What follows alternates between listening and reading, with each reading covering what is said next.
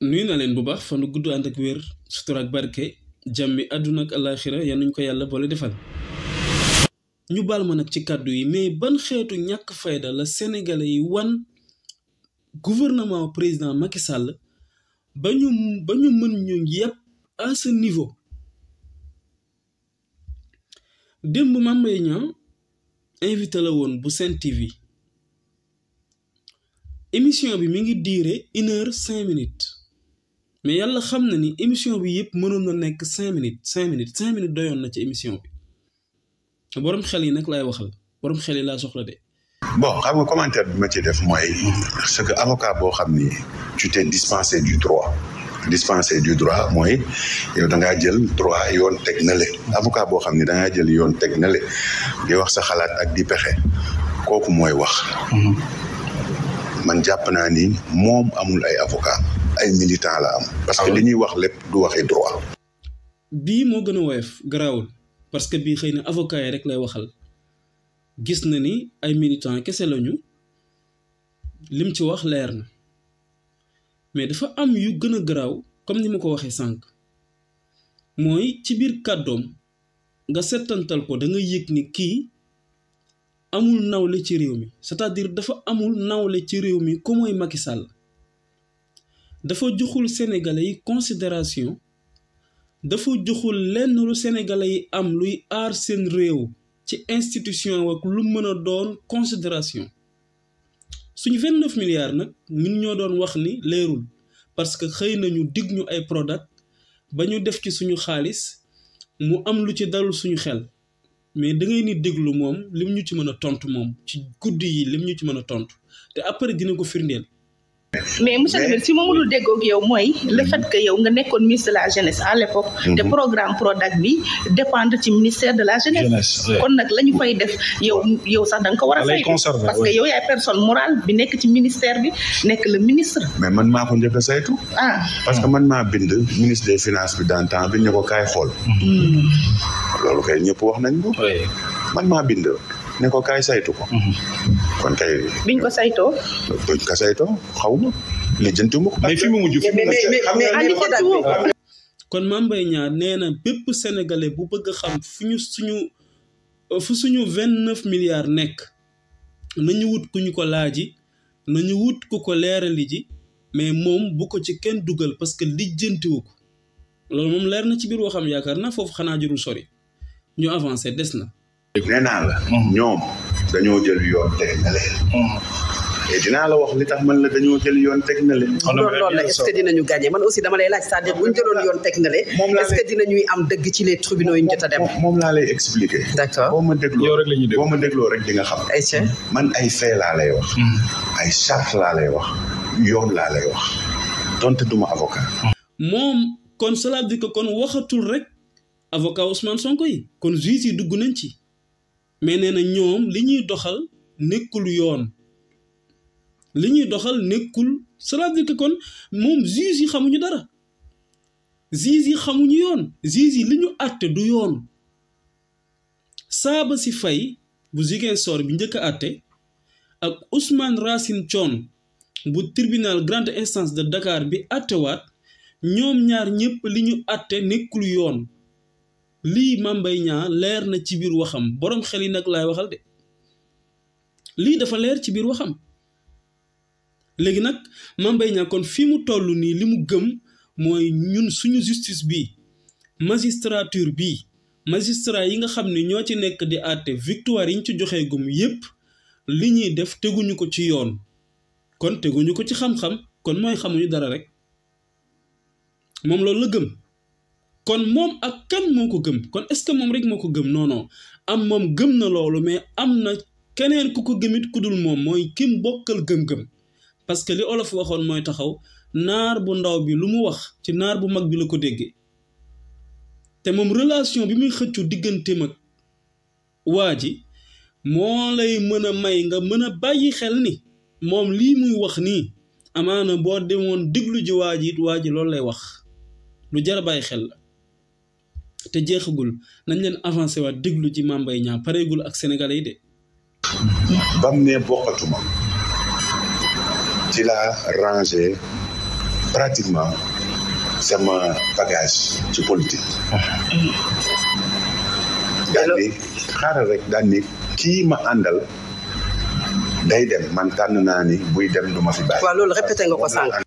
léegi relation am wax na la ko te mooy moom kon Macky Sall moo ko boole ak gouvernement Macky Sall moo ko kon boole ak politique Macky Sall bi mu taxawee ni moom bokkatul kon moom pare na ci politique su Macky Sall yi dem du ko fi bàyyi maanaam mooy du ko fi bàyyi bi mooy ci politique moom daf ciy pare Mame Mbaye Niang mën a taxaw duut baaraam suñu justice bi magistrature bi avocat yi xamuñu dara am na lu ko may sañ-sañ boobu dégg ngeen ko ci biir waxam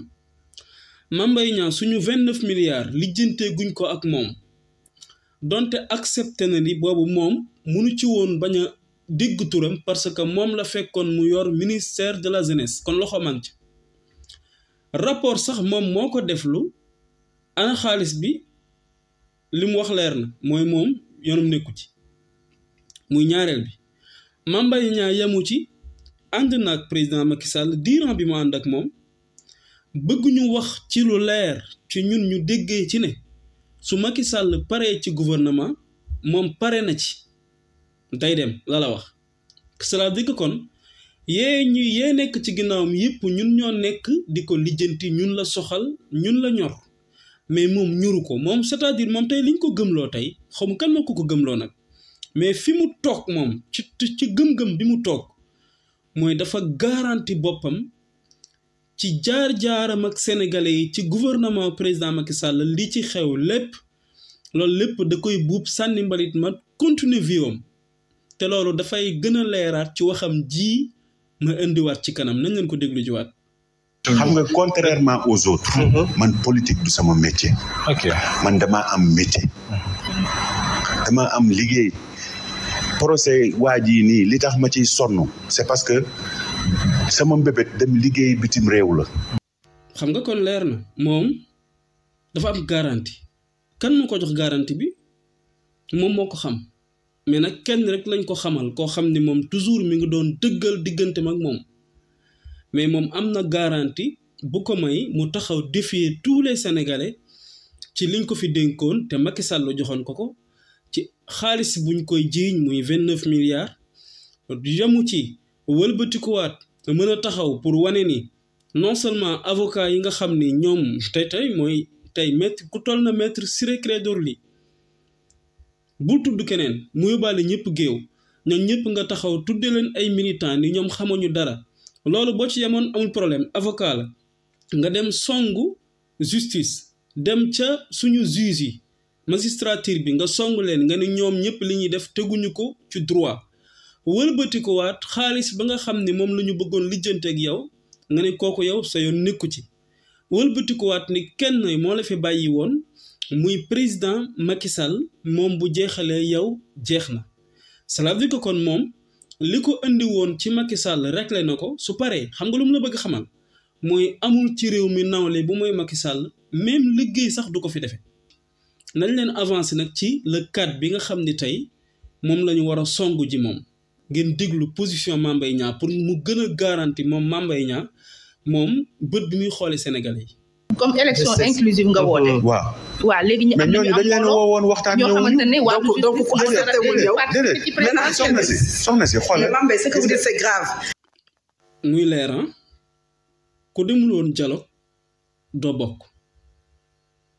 loolu mooy li mu gëm ba tey borom xel yi lay waxal de dama ni li mu wax leer na mooy comme jàpp na ni moom Ousmane Sonko ñëwul woon dialogue du bokk bu ngeen demee seetaan da ngeen di gis ni wane na ni moom dem Khalifa Sall ak Karim Wade nangu woon nañ dialogue ba ñëw kon Macky Sall dafa war a gore ba fekk si leen ci nangul leen seen candidature ngir ñoom nangu woon nañ dialogue le cas de Ousmane Sonko nag moom du bokk parce que moom moo ñëwul woon dialogue léegi boo nanguwul ñëw dialogue yow doo bokk léegi nag fi mu jaar ak sénégalais yi yëpp ci alalu réew mi loolu ñi mu yoroon seen alal ñooñu duñu ay nit ñooñu amuñu droit amuñu sax ay loi d'ailleurs amuñu sax ñoom ay institution yu dëgër yoo xam ne mën nañu wax dëgg bay xàmmee dëgg ak di wax lu dëgg ñoom seen alal danga cee war a lekk lu la neex warut mujj fenn kooku seen nekku ci wëlbatikuwaat diiran bi ngeen yore réew mi li ngeen doon def yëpp ngeen mën a àgg bay wane ni sax ku ñëwoon waxtaan ak ñun dañ lay boole ku ñëwul waxtaan ak ñun duñ la boole c'est-à-dire man yabee laa fi gis goo xam ni maari di taali léegi nag képp kuy borom xel nga dégg ni kon Mame Mbaye Niang émission bi jaru woon muy diire 1h05 minutes mënoon na def 5 minutes kese yam ci parce que lii dong la bëggoon moom moo gën a leer ci ay kàddoom soo tënkee ay kàddoom en résumé lii dong la bëggoon fësal mais nag amul problème moom nag li mu wax ci lu leer mooy le 4 ak lu dul le 4 jarul xaar mooy Ousmane Sonko du bokk xanaa xëy na dafa jàpp ni bokk léegi dogalu yàlla yi xëy na yàlla daf ko jox xam naa xëy na moom tey fi ne moo yor dogal yi comme moom nag yàlla dogal na institution yi li ñuy wax du droit ba ci sax conseil constitutionnel génne wu ko ci parce que le fait que mu ni buñ ko dugalaatee 20 000 fois xawma nangami 1000 fois du tax mu mën a duggaat ci liste électorale yi kon kooku amul ku mu nawloo ci institution yi mi ngi suñ kanam loolu lépp jamono dinañ dox ba àggaat ci soriwul dara d'ici ak le 20 soriwul fii itam ak la ca toppaat soriwul fii ak le 4 it soriwul fanu gudd ànd ak wér sutura ak barke jàmmi àdduna ak àllaaxira yal nañu ko yàlla boole defal ba beneen yoon incha allah.